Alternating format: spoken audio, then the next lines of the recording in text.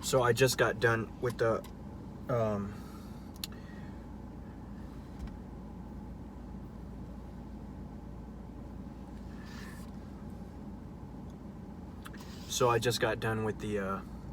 appointment at the VA with the mask on, just kind of like with the mask on, obviously. And I have right here a test socket, and this is what I was talking about. Like, I have an arm that's not a very good build because it was the first prosthetic. It was the first upper extremity prosthetic that Audie Murphy of the VA in San Antonio had ever built. And but I knew that, and I just was like, I was really confident that the team would learn because they were very like creative and stuff like that. So I was confident in them that like that their knowledge of prosthetics was good, and I feel like there wasn't a whole lot being written at the time about prosthetics. So I was like, a lot of prosthetists had worked with upper extremity prosthetics, and they the views that they had on like the principles of things, I think they were wrong, because I had worked with other prosthetists who had never built who had built upper extremity prosthetics, and they really had never met anybody who could move a prosthetic like me before, and so they made me a really bad prosthetics. And like, I spent years of my life more disabled because prosthetists didn't know how to build a prosthetic for somebody with such a high amputation, because there's just not a lot of us. And full arm, people that are missing their arm versus people that are missing their hand, there's just not a lot of us, especially from Iraq and Afghanistan, because even amputees or whatever, because like whenever you have an amputation, a traumatic amputation at that level, even when you're injured stateside, you're getting closer up to the head and neck injury. And so whenever you get like spinal cord injuries and like motorcycle accidents, like their recovery is a lot harder because so much of their injuries are higher up, and that's not legs. And when it's legs, it's just the survivability is a lot lower with lower amputations in combat and stateside. And so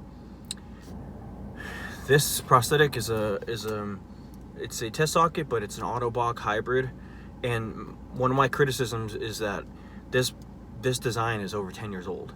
and that in order for me to use a B-Bionic, the most durable hand, I have to use a hybrid, because it's designed for people with below the elbow amputations. So I have to, in order for me to use it, I have to have a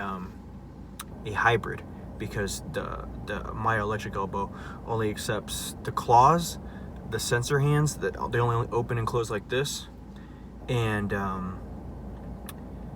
I believe they're working on one that can work with the Michelangelo ottobock is. But so in order for me to use their B-Bionic, this is ottobock B-Bionic, I have to have a hybrid, and it's an old, like, they're not improving it, and it needs to be improved, because there's not like a tough myoelectric or a tough hybrid, and I'm like the equivalent of like an X3 or an X2, as far as like you see me, I'm very active, and there's no electronic, like they have it for like moderate use, and there's some things that they could do with the wiring, exposing, and like how it moves with the arm, it catches sometimes, and it'll fail because of that. And I think it's the toughest, it's the best of both worlds, but like they could still improve, because I'm like it just needs to. And that's why I'm like, if I'm talking about prosthetics, I want people to get interested in it, because like the meritocracy of building prosthetics is what's helped them advance. And so it's like, there needs to be more engineers that are in that field, because the problems are like engineering, and the mechanisms that break in the arms are engineering. And it's like I essentially created a tougher version by putting a shell around it, guarding the internals, allowing the impact not to be bared on the computers and the motors on the inside. So every time I hit it or use it or whatever really hard, it's not the shell's absorbing a lot of the impact, and they're not built tough yet. And so I just wanted to show this. This is my test socket, ottobock bubonic, ottobock elbow, and there's not a lot of them, and so